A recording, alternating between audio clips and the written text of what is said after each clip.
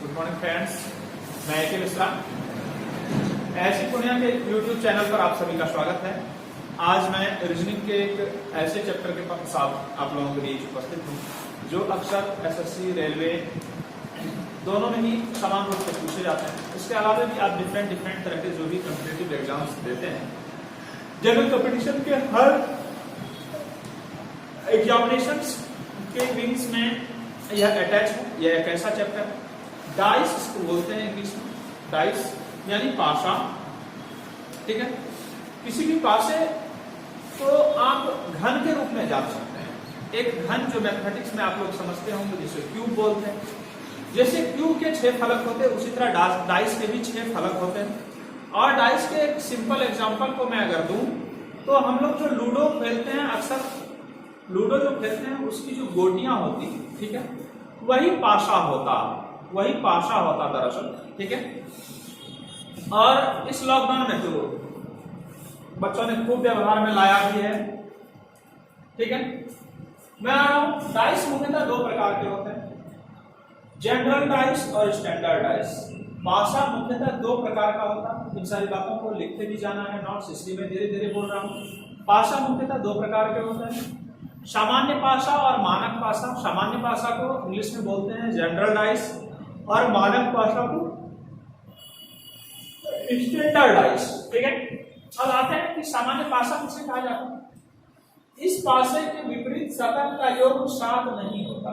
इस पासे के विपरीत सतहों का योग 7 नहीं होता, किंतु निकटवर्ती सतहों का योग 7 होता है। किंतु निकटवर्ती सतहों का योग 7 होता है, सामान्य पासा कहलाता है। सामान्य पासा को ही इंग्लिश में क्या बोलते हैं, जनरल डाइस। ठीक है, अब यहाँ पर आप देख पा रहे होंगे विपरीत सतह का योग 7 नहीं होता, किंतु निकटवर्ती सतह जिसको कंफ्यूजन हो रहा हो, जो इंग्लिश मीडियम के साथ हैं उनके लिए मैं बता दूं, एडजेसेंट लेयर जिसको बोलते हैं। एडजेसेंट लेयर मतलब पड़ोसी सतह, निकटवर्ती सतह। ठीक है, तो आप यहाँ पर देखेंगे कि 2 और 3 5 ये 7 नहीं हुआ, निकटवर्ती सतहों का योग 7 होता है, ऐसा मैंने लिखा है। अब देखेंगे यहाँ पर 3 + 5 7 नहीं हुआ, लेकिन आप इस दोनों को जोड़ेंगे तो 5 + 2 7 हो रहा है। किसी भी एक एडजेसेंट लेयर का सम यदि 7 हो जाए, किसी भी एक एडजेसेंट लेयर का सम यदि 7 हो जाए तो वह सामान्य पासा अर्थात जनरल डाइस कहलाता है। जनरल डाइस में शायद हमको नहीं लगता अब कोई कंफ्यूजन आप लोगों को आ गया हो। इस एग्जांपल को खूब बेहतर तरीके से शायद हमारे सभी बच्चे समझ पाए होंगे। ठीक है, जिन बच्चों ने अभी तक चैनल को लाइक और सब्सक्राइब ना किया हो, निश्चित रूप से लाइक सब्सक्राइब कर लें और बेल आइकन को भी दबा दें। इससे क्या होगा कि आने वाले समय में रीजनिंग और मैथमेटिक्स और करंट अफेयर्स से रिलेटेड जो भी वीडियो डाले जाएंगे उसके नोटिफिकेशंस आप बहुत इजी पूर्वक प्राप्त कर सकेंगे और उस वीडियो को देखकर ज्ञानार्जन करने में आपको सहायता उपलब्ध होगी। ठीक है, अब हम लोग आते हैं मानक पासा। मानक पासा यानी स्टैंडर्ड डाइस। मानक पासा किसे बोलते हैं, स्टैंडर्ड डाइस को बोलते हैं। मानक पासा, इस पासे में भी तो विपरीत सतह का योग, 2 विपरीत सतह का योग सदैव 7 होता है। ध्यान देंगे, इस दोनों में यही अंतर है कि इसके विपरीत सतह का योग 7 नहीं होता है और इसके विपरीत सतह का योग सदैव 7 होता है, तथा 2 निकटवर्ती सतह का योग 7 नहीं होता। यहाँ पर क्या है, 2 निकटवर्ती सतह का योग 7 नहीं होता है और यहाँ पर क्या दिया हुआ है, 2 निकटवर्ती सतह का योग 7 होता है। जो दोनों डाइस के एग्जांपल्स जो है वो बिल्कुल एक दूसरे के उल्टे होते, बिल्कुल विपरीत होते। सामान्य पासा जिसे हम बोलते हैं उसके विपरीत सारे लक्षण जिस पासे में पाए जाएं वह मानक पासा कहलाता है। ठीक है, अब इसमें आप देख पा रहे होंगे कि 1 और 4 5 7 नहीं पूरा, 5 और 4 9 ये भी 7 नहीं पूरा, 5 और 1 6, कहीं से भी 7 नहीं जब पूरेगा, 7 जब योग निकटवर्ती सतह का योग 7 नहीं होगा तो वह मानक पासा यानी स्टैंडर्ड डाइस कहलाएगा।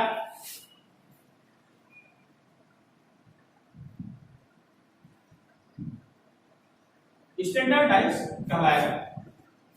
ठीक है, और इस डाइस के एक विशेष लक्षण भी दिए हुए हैं कि इसके विपरीत सतह का योग, इसके विपरीत सतहों का योग सदैव 7 ही होता है। इसके विपरीत सतहों का योग सदैव 7 ही होता है। यदि 1 का विपरीत पूछा जाए तो आप क्या देंगे? 6, इसलिए कि 1 + 6 क्या आ रहा है? 7। अगर इसी में 5 के विपरीत पूछा जाए तो आप क्या देंगे? 2, इसलिए कि 5 + 2 क्या आ रहा है? 7। 4 के अपोजिट पूछा जाए तो क्या देंगे? 3, इसलिए कि 4 + 3 7 होता है। अब ये कॉन्सेप्ट मुझे कहां से मिला? इसके यहां पर आप इस लाइन को पढ़ेंगे इसके लिए, ठीक है। दो विपरीत सतह का योग सदैव 7 होना चाहिए, यानी 1 के विपरीत फलक पर अगर 6 लिख दें तो वह 7 हो जाएगा। 5 के विपरीत फलक पर अगर 2 डाल दें तो वह 7 हो जाएगा। 4 के विपरीत फलक पर 3 डाल दें तो वह भी, और हर विपरीत अंकों का योग यदि 7 हो जाए तो वह मानक पासा कहलाता। और दूसरी जानकारी के लिए मैं आपको ये बातें भी बता दूं, दूसरी बातें कि सदैव इसी डाइस से हम लोग लूडो खेलाते हैं, मानक पासे से ही लूडो खेला जाता है, ठीक है। अब आते हैं हम लोग क्वेश्चन की ओर। इतनी बातें जानने के बाद कि क्वेश्चन को कैसे हल कर सकें, मैंने पहला क्वेश्चन यहाँ पर लिख रखा है जिसमें एक डाइस है जिसका 2 4 6, दूसरा डाइस है 2 5 3। ध्यान दें, 2 डाइस से रिलेटेड सवाल है। इसमें आप देखेंगे किसी भी डाइस के निकटवर्ती सतह का योग 7 नहीं हो रहा है। 7 नहीं हो रहा है तो वह कौन सा पासा है? स्टैंडर्ड डाइस, यानी मानक पासा है। आप देखेंगे 4 2 6, 6 2 8, 6 4 10, 7 नहीं होगा योग, एडजेसेंट लेयर का योग 7 नहीं होगा तो स्टैंडर्ड डाइस। अब आप देखेंगे 5 2 7, 5 3 8 और 2 3 5। अगर 2 एडजेसेंट लेयर का योग 7 हो जाए तो वह क्या कहलाएगा? सामान्य पासा, यानी जनरल डाइस। वह सामान्य पासा यानी जनरल डाइस कहलाएगा। अब आप एक बात देखेंगे कि यह तो हमने इस प्रकार इस दोनों फार्मूले के माध्यम से, इस दोनों सिस्टम के माध्यम से हम लोगों ने यह सीख लिया कि जनरल डाइस कैसे छाटेंगे और स्टैंडर्ड डाइस कैसे छाटेंगे।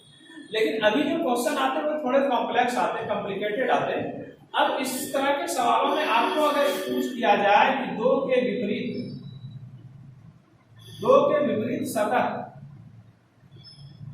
पर कौन से अंक हैं, 2 के विपरीत सतह पर कौन से अंक हैं, इसके लिए मैं एक कॉमन ट्रिक देने जा रहा हूं जो किसी भी सवाल में एप्लीकेबल होगा। किसी भी सवाल में आप इसको बैठा सकेंगे, वह 2 डाइस से रिलेटेड सवाल हो, 3 डाइस से रिलेटेड सवाल हो या 5 डाइस से रिलेटेड सवाल हो, ठीक है। जैसे देखिए आप यहाँ पर देख पा रहे हैं 2 दोनों में कॉमन है या कोहेनिस्ट है, तो 2 को मैंने ऊपर रख लिया, ठीक है। 2 को ऊपर रख लिया। आपको क्लॉकवाइज मूव करना है, इसका ध्यान रखना है। आपको मूव क्लॉकवाइज करना है। अगर आप एंटी क्लॉकवाइज करेंगे तो ये फार्मूला आपको काम नहीं आएगा। 2 के बाद मैंने क्या रख लिया? 4 और 6। अब 2 मैंने कॉमन ले लिया है तो बचा क्या? 5 और 3। डाइस में 1 से लेकर 7 तक ही, 1 से लेकर 6 तक ही निर्दिष्ट होते हैं। डाइस, किसी भी डाइस में 1 से लेकर 6 तक के अंक ही निर्दिष्ट होते हैं। इसे जानने के लिए आप लूडो के डाइस को घर में उलटकर देख लेंगे, आपको ये भ्रांतियां दूर हो जाएगी। 1 से लेकर 6 तक में कौन से अंक यहाँ गायब हैं? एक ही नहीं है। आप देखिए 1 हो गया, 2 3 4 5 6। अब इस चीज में एक खासियत है इस ट्रिक में कि अगर आपको विपरीत वाले को निकालना हो, यदि विपरीत वाले को निकालना हो तो एक घर छोड़कर एक को काउंट कर लेते हैं। जैसे 2 से मैंने एक घर छोड़ा तो कहां आ जाएंगे हम? 1 पर, यानी 2 का अपोजिट अगर पूछा जाए तो 1 होगा। अब यदि 3 का अपोजिट पूछा जाए तो क्या होगा? 6 होगा। एक घर छोड़ना है तो 5 से 6 पर आ जाएंगे। यदि 4 का अपोजिट पूछा जाए तो क्या होगा? 4 का अपोजिट पूछा जाए तो 5 होगा, यानी 5 का अपोजिट 4 होगा। यदि 6 का अपोजिट पूछा जाए तो 3 होगा। एक घर छोड़कर एक जो होता वह एक दूसरे का विपरीत होता। आप इस तरह से भी इसको समझ सकते हैं। ऐसा होता क्यों, इस ट्रिक को कैसे मैंने जाना। ये आप देख रहे हैं, यह एक डस्टर है आपके सामने। डस्टर को आप देख पा रहे हैं। आपको जो ये पार्ट दिख रहा है वो ब्लैक वाला पार्ट आप लोगों को दिख पा रहा है, और हमें जो दिख रहा है इसका ये येलो पार्ट दिख रहा है। इसका ये येलो पार्ट दिख रहा है। इसके लिए आप देखेंगे कि अगर हमको ब्लैक से येलो पर जाना है तो यह एक दूसरे का अपोजिट डायरेक्शन कहलाएगा। अब आप देखेंगे अगर इसको हम तीसरे पहले पर जाएं, ये अगर इसे 1 मान लें, इसे 2 मान लें, जो अभी आपको दिख रहा है ये गड्ढा वाला, ठीक है, और ये इसे 3 नंबर मान लें, तो 1 नंबर का अपोजिट 3 नंबर है, ठीक है। इसी बातों को ध्यान में रखते हुए इस ट्रिक को बनाया गया कि 1 नंबर का अपोजिट 3 नंबर होगा, तो 1 नंबर के बाद 6 2 नंबर पर है, तो यानी 5, 4 का अपोजिट 5 होगा, ठीक है। इस पहले क्वेश्चन को आप बहुत अच्छे तरीके से समझ पाए होंगे। अब हम लोग दूसरे क्वेश्चन पर आते हैं।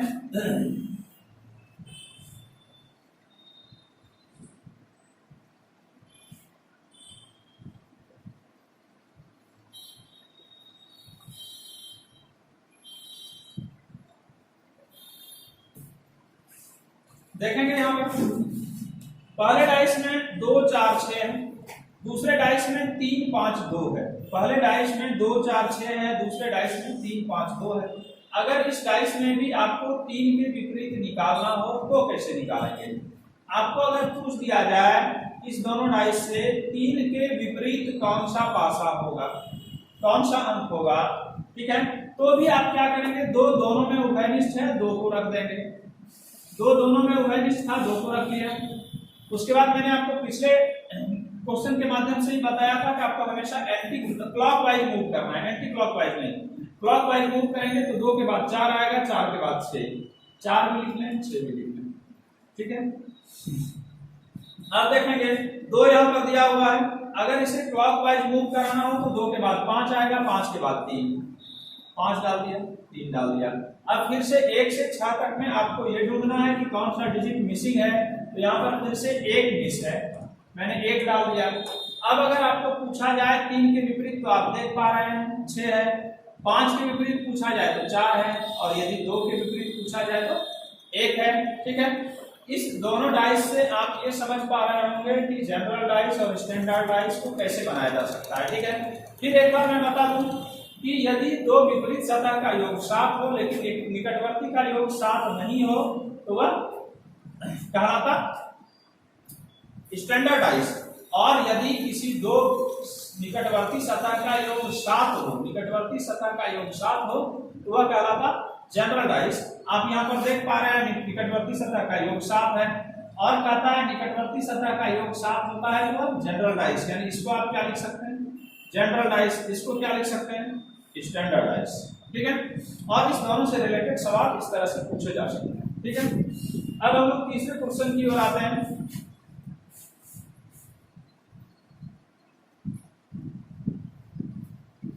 आप देख पा रहे हैं 1 4 5 6 1 4 और 3 5 2, ठीक है। अब सबसे पहली बात आती है कि कॉमन कैसे लिया जाए, कैसे जाने। अब अगर इस दोनों डाइस को आप देखेंगे, ये सवाल थोड़ा डिफरेंट मैंने जानकर उठाया है। इस दोनों डाइस को अगर देखा जाए तो मैंने बोला था कि दोनों ही डाइस में जो डिजिट कॉमन हो उसे ही ऊपर रख लें, ठीक है। इस तरह की एक आकृति बना लेते हैं, इसमें ऊपर उसको रखना है जो दोनों में कॉमन है, ठीक है। अब यहाँ पर आप देखते रहे हैं कि 1 और 4 दोनों में कॉमन है, 1 और 4 दोनों में कॉमन है, यानी इस दोनों डाइस से सवाल ये नहीं हल किया जा सकता, इस दोनों डाइस के माध्यम से ये सवाल हल नहीं किया जा सकता। इसके लिए मैंने क्या किया कि फर्स्ट और थर्ड ले लिया, ठीक है। फर्स्ट और थर्ड लेने से क्या हो रहा है कि आप देख पा रहे हैं कि यहाँ भी 5 है, यहाँ भी 5 है, यानी कोई एक डिजिट जब कॉमन आया तो सवाल को बनाना शुरू करेंगे। 2 डिजिट कॉमन आए तो सवाल नहीं, दूसरे डाइस पर चले जाएंगे। दूसरे डाइस से आप ये तलाशने का प्रयास करेंगे कि कोई एक डिजिट कॉमन आए, तो 5 जैसे ही कॉमन आया तो बच गया 1 और 4, ठीक है। अब इसमें देखेंगे 5 आप कॉमन ले चुके हैं, क्लॉकवाइज मूव करना है तो बच गया 3 और 2। अब आपको यह ऑब्जर्व करने का प्रयास करना है कि 1 से 6 तक में आपने क्या छोड़ा है, 1 2 3 4 5 लिख दिया, अच्छा ही है, मैंने 6 को डाल दिया। अब यदि आपको 5 के विपरीत निकालना है, 5 के विपरीत निकालना है तो 6, 2 के विपरीत निकालना है तो 4, 3 के विपरीत निकालना है तो 1। आप पिछले वीडियो में लगातार बने हुए हैं, उस वीडियो के माध्यम से आप सवाल को शायद समझ पा रहे होंगे, ठीक है। अब हम लोग आज के चौथे क्वेश्चन की ओर आते हैं। यहां पर आप देख रहे हैं 1 4 5 4 2 5 इस दोनों को कॉमन नहीं लिया जा सकता। इसलिए नहीं लिया जा सकता कि 4 और 5 दोनों में ही है, 4 और 5 दोनों में ही है, ठीक है। अगर इससे इसका रिलेशन बनाने का प्रयास करते हैं तो आप देखेंगे कि 1 4 5 1 3 6 दोनों में एक डिजिट कॉमन मिल गया। जैसे ही दो डाइस को मिलकर कोई एक डिजिट कॉमन हो जाए तो सवाल को रिपीट करना शुरू कर देना, ठीक है। तो आप ऐसा करें, ठीक है। फर्स्ट और थर्ड से बनाते हैं तो एक कॉमन आया, एक को ऊपर रख दिया मैंने, ठीक है। अब 4 और 5, ठीक है, इसलिए कि क्लॉकवाइज लेना है। इसमें भी आप एक ले चुके हैं, एक लिए तो अब क्लॉकवाइज आपको ऐसे घूमना होता तो 3 और 6।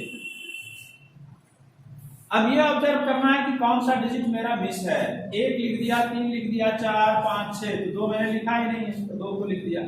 2 को लिखा है, यदि 1 के विपरीत पूछा जाए तो 1 के विपरीत 2, 6 के विपरीत पूछा जाए तो 5 यानी 5 के विपरीत 6, और 4 के विपरीत पूछा जाए तो 3 यानी 3 के विपरीत 4। दोनों ही बातें, दोनों इस डाइस में अभी तक हम लोगों ने अंकों के खेल को समझा, इसलिए कि दो डाइस में जो होगा वह आप जान रहे हैं कि अगर डिजिट वाले में लिखा जाएगा तो 1 से 6 तक ही लिखा जा सकता है। डाइस में कभी भी 7 8 9 10 आपने कहीं नहीं देखा होगा, किसी भी बुक में या एक्चुअल में भी किसी डाइस में आपने 7 8 9 जैसी कोई भी बातें नहीं देखी होगी। अब देखेंगे इस सवाल को आते हैं। ये सवाल डिजिट वाले मोड में नहीं, ये एक सिंबल दे दिया गया है, एक सिंबल दे दिया गया है। अभी तक जो हम लोगों ने सवाल बनाया बच्चों, वो सवाल जो थे वो डिजिट के मोड में थे। आप देख रहे हैं 1 2 3 4 5 6, ये सिंबॉलिक है, ठीक है। इस सवाल को भी समझते हैं। अगले वीडियोस के माध्यम से मैं सिंबल के भी और बहुत सारे क्वेश्चन को उठाऊंगा, ठीक है।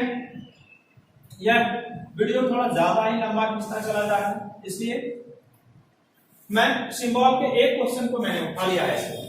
अभी मैंने आपको क्या समझाया था कि जब भी दो डाइस में कोई चीज कॉमन हो तो उसे ऊपर रखना है, ठीक है। आप इस दोनों डाइस के माध्यम से ऐसा तो पा ही रहे होंगे कि ट्रायंगल दोनों में कॉमन है। ट्रायंगल को मैंने ऊपर रख लिया, ठीक है। ट्रायंगल को ऊपर रख लिया तो दोनों डाइस में हमेशा क्लॉकवाइज मूवमेंट करना है, यानी दक्षिणावर्त दिशा में। आप अगर इसे ले लेते हैं तो आपको एट द रेट ऑफ और स्क्वायर को रखना, एट द रेट ऑफ और स्क्वायर को रखना है, रख दिया, ठीक है। उसके बाद आपने ट्रायंगल को कॉमन ले लिया है तो एक्स और डॉलर को रखना, एक्स रख दिया, डॉलर भी रख दिया, ठीक है। अब अगर इस सवाल में एक बात मैं बता दूं, इस सवाल में बाकी सब चीज निकाला जा सकता, लेकिन ट्रायंगल के अपोजिट अगर पूछ दिया जाए, ट्रायंगल के अपोजिट अगर पूछ दिया जाए तो आंसर होगा कांट बी डिटरमाइंड, यानी निर्धारित नहीं किए जा सकते।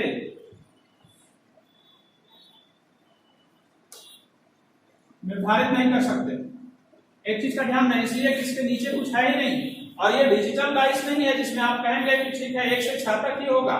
ये सिंबॉलिक है, सिंबल की दुनिया अनंत है, सिंबल बहुत सारे हैं, ठीक है। इसलिए ट्रायंगल के अपोजिट अगर पूछ दिया जाए तो इसका आंसर होगा कांट बी डिटरमाइंड, यानी निर्धारित नहीं किया जा सकता। बाकी आप किसी भी चीज का अपोजिट डायरेक्शन निकाल सकते हो। डॉलर का अपोजिट निकालना है तो स्क्वायर, डॉलर का अपोजिट निकालना है तो square, at the rate of opposite निकालना है तो एक्स का अपोजिट निकालना है तो एट द रेट, ठीक है। अब आपको मैं एक और भी बातें बता दूं कि अगर इसी सवाल में इस तरह का एक डाइस बना दिया जाता,